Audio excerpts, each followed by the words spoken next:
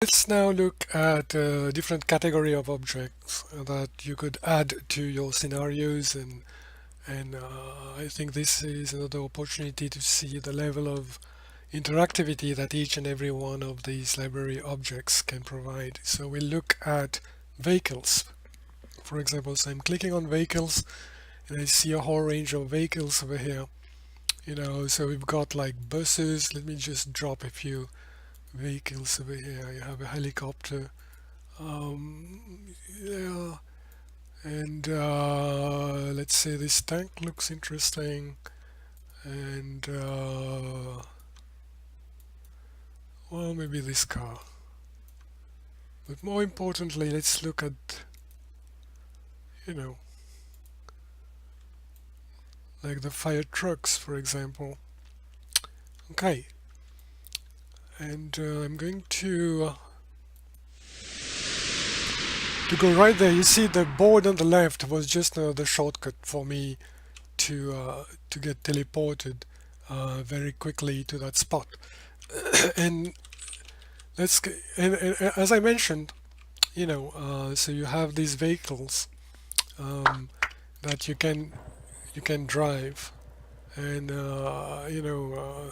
normally.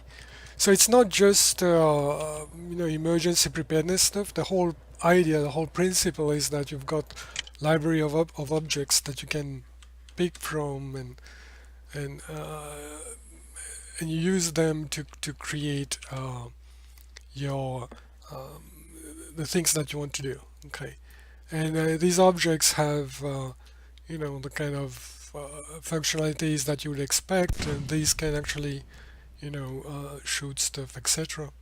And yeah, and multiple people can share the same vehicle. It's kind of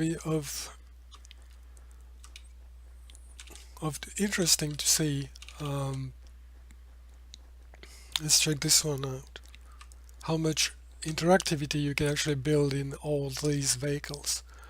You can see that it's many exercise players can fit in here, and you can imagine having scenarios that would involve having players that needs to don their PPEs and so on. And for example, here, if I want to wear a hat, I could just click on the hat, and you can see that I now have a hat on my head. Okay, so this was just to give an example and set the expectation for the kind of interactivity that you can have with vehicles. And maybe I should also mention that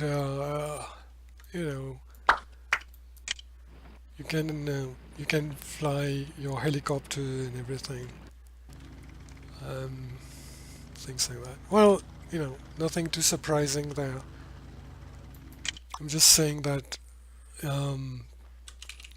my main purpose here was just to give as many examples as possible. Okay.